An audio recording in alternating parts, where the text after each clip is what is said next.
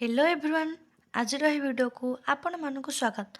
तो पिला माने तो तमनकर आज डिस्कशन करबा +3 थर्ड सेमिस्टर रो एमडीसी रो सिलेक्शन क्वेश्चन।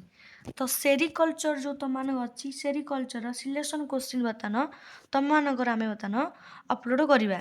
तो पिला देखो बतानो तम मानक जो अछि जेतिक बा सिलेक्शन क्वेश्चन दिया होछ ना बस सेतिक पिला कवर कर तमरो A+ ओ ग्रेड पिला माने निहाती ग्यारंटी पिला माने रहिबो त मानकर बस वीडियो को फास्ट टू लास्ट पर्यंत देख जहाँ भी सिलेक्शन क्वेश्चन लेखा माने कुहा होची तमे खास खाता लिखि दबो लिखि सही ताकू थरोली प्रैक्टिस करबो या बाहर पिला ने गोटे भी क्वेश्चन त माने देखिबोनी जो माने पिला चैनल नुआ अछंती चैनल को टिके सब्सक्राइब कर दियंतु एवं फ्रेंड माने पाखु निहाती शेयर करंतु। देखो बतन देखिबा सेरिकल्चर रो किछि बतन सिलेक्शन क्वेश्चन बतन हमें देखिबा। देखो एक नंबर क्वेश्चन कौन देइछि डिफाइन सेरिकल्चर सेरिकल्चर माने कौन तापर देखो what is mean by silk route माने कौन तीन रे name any two types of silk रम जे कौन सी दीटा टाइप ऑफ सिल्क कम तम ना लिखार अछि। चार रे व्हाट इज बम्बिक्स मोरी माने कौन। Next 5 number what is mulberry sericulture माने तमन कौन। देन देखिबा 6 रे mention two non mulberry silks. 7 रे what is the silk gland पिला माने ऑलरेडी एमडीसी रो केते गुडे टॉपिक रो सिलेक्शन क्वेश्चन अपलोड करा सरीची जो माने भी देखि नाहंती से माने दया कर जाके प्लेलिस्ट को विजिट करंतु प्लेलिस्ट तो मानकु सबू एमडीसी टॉपिक तो मान जोटा दरकार सिलेक्शन क्वेश्चन मिल जिवो।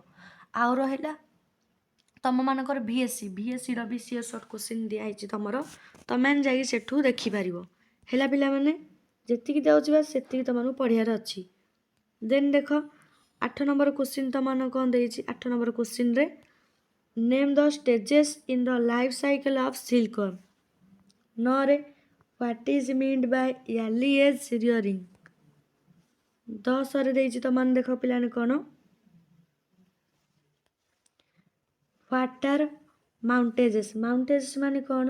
11 रे name two disinfectants used in silkworm rearing. 12 रे व्हाट इज कोकोन हार्वेस्टिंग माने पिलाने कौन। 13 रे name two major pest of silkworm. 14 रे व्हाट इज पेब्राइन डिजीज माने तुमरो कौन। 15 रे mention any two prospects of sericulture in India. Then देखा पिला लॉन्ग क्वेश्चन पिला माने सबुठु इंपोर्टेंट जिंस होउछ तमरो लॉन्ग क्वेश्चन जदि तमे फास्ट लॉन्ग क्वेश्चन कवर कर दोछ सेठी तमरो इजीली 2 मार्क 1 मार्क पिला कवर हे जिवो आ लॉन्ग क्वेश्चन तमनो दिया हिची 5 एंड 8 मार्क रो जोटा कि तमन पे एग्जाम पे बहुत इंपोर्टेंट आउला 15टा पिला 2 मार्क क्वेश्चन जदि तमे एपट लॉन्ग क्वेश्चन कवर भी कर दोछ तमे एतले जीव 2 मार्क पढ़िया पई सेठी देखियो तमर अधा 2 मार्क कवर हो जाइथिबो तुमको आ पढ़िया पड़ोनी। तो पे ट्रिक रे पाठ पढ़ंतु या भी तो तुम डायरेक्ट पढ़ी पारे क्वेश्चन नहल टिके बुले देखी पकई पारे किंतु निहाती आसीबा भितरु। 1 रे define sericulture and discuss its history and present status in India. 2 रे देइची explain the silk route and its role in the spread of sericulture. 3 रे देइची describe different types of silkworms and their distribution।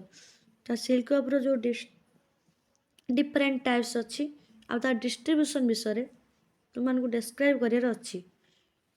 4 रे देइछि तो मानकर discuss exotic and indigenous races of silkworms. 5 रे explain mulberry and non mulberry sericulture in details.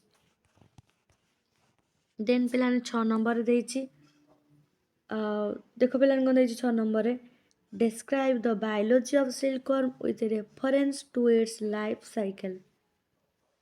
7 number देइछि explain the structure of silk gland and process of silk secretion। 8 number रे discuss the selection of mulberry varieties and establishment of mulberry garden। 9 रे Describe rearing house and rearing appliances used in sericulture. Next 10 number ଦେଇଛି କ'ଣ ତମାନଙ୍କର explain silkworm rearing technology with special reference to early age and late age rearing. 11 number ଦେଇଛି discuss the role of disinfectants in silkworm rearing. Then 12 number ଦେଇଛି ତମର describe different types of mountages used in cocoon formation. ପିଲାମାନେ cocoon formation ତମେ କିୱାର୍ଡକୁ follow କରିବ cocoon formation ପଢ଼ିଛ ଯୋଉଠି cocoon formation ଥିବ ତମେ ତା ଆନ୍ସର ଲେଖିବ ତମମାନଙ୍କୁ ମାର୍କ ନିହାତି ମିଳିବ ପିଲାମାନେ। 13 number explain spinning harvesting and storage of cocoons. Then 14 number ଦେଇଛି discuss major pest of silkworm and their control measures. Then 15 ଦେଇଛି ପିଲାମାନେ ତମର describe the common disease of silkworm and their pathogenesis. Next 16 number ଦେଇଛି ପିଲାମାନେ ତମର explain the preventive and control measures of silkworm disease. 17 number रे write an essay on entrepreneurship in sericulture. 18 रे discuss the prospects of sericulture in India.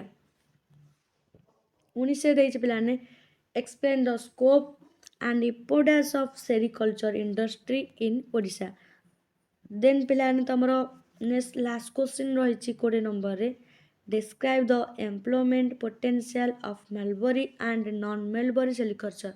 ପିଲାମାନେ ଏଇଟା ତମର 2 ମାର୍କରେ ବି ଥିଲା ତ ସେ ଅନୁସାରେ କହି ରଖୁଛି ପିଲାମାନେ ତମେ ଏବେଠୁ କଭର କର ଲଙ୍ଗ କ୍ୱେଶ୍ଚିନ୍ ଦେଖ ତ ତମର 2 ମାର୍କ ହେଇଯିବ ଆଉ ପିଲାମାନେ ଏବେଠୁ ହିଁ ପାଠ ପଢ଼ା ଷ୍ଟାର୍ଟ କରିଦିଅନ୍ତୁ ମାନେ କାରଣ ଅଲଗା ୟୁନିଭର୍ସିଟିରେ ତମ ନୋଟିସ୍ ଏକ୍ଜାମ୍ ନୋଟିସ୍ ଆସିଗଲାଣି ଆଉ ରହିଲା ଉତ୍କଳ ୟୁନିଭର୍ସିଟି କଥା ଉତ୍କଳ ୟୁନିଭର୍ସିଟିର ପିଲାମାନେ ତ ତମର ଭାବନି ଡେରି ହେବ ବୋଲି ଏକ୍ଜାମ୍ କାରଣ ତମମାନଙ୍କର ଅଲରେଡ଼ି ତମର ନୋଟିସ୍ ବାହାରି ସାରିଲାଣି ଫର୍ମ ଫିଲ୍ଅପ୍ ନୋଟିସ୍ ଏକ୍ଜାମ୍ ତାର 1 ମନ୍ଥ ଭିତରେ ତମର ହେଇଯିବ କାରଣ ସେକେଣ୍ଡ ସେମିଷ୍ଟାର ତମର ହେଲା ଆସି ବହୁତ ହିଁ ଡେରି ହେଇଥିଲା ତ ଭାବନି ତମାନେ ଥାର୍ଡ଼ ସେମିଷ୍ଟାର ଏକ୍ଜାମ୍ ଏତେ ବି ଡେରି ହେବ ଯେତିକି ଯାହା ସିଲେକ୍ସନ୍ କ୍ୱେଶ୍ଚିନ୍ ଯାଉଛି ତମାନେ ପଢ଼ ଏବେଠୁ ତମର ସେତିକି ପଢ଼ିଲେ ତମର କଭର ହେଇଯିବ ପିଲାମାନେ କାରଣ ତମମାନଙ୍କ କୋର୍ ପେପର 3ଟା ଅଛି ପୁଣି ଜି ଅଛି ପିଲାମାନେ ଯେଉଁଟା ମାଇନର ପୁଣି ଭିଏସ୍ସି MDC ଏତେ ଗୁଡ଼ା ଟପିକ୍ ତମେ ପଢ଼ି ମ୍ୟାନେଜ୍ କରିବ କେମିତି ସେ ଅନୁସାରେ ଯେତିକି ବି ସିଲେକ୍ସନ୍ କ୍ୱେଶ୍ଚିନ୍ ଯାଉଛି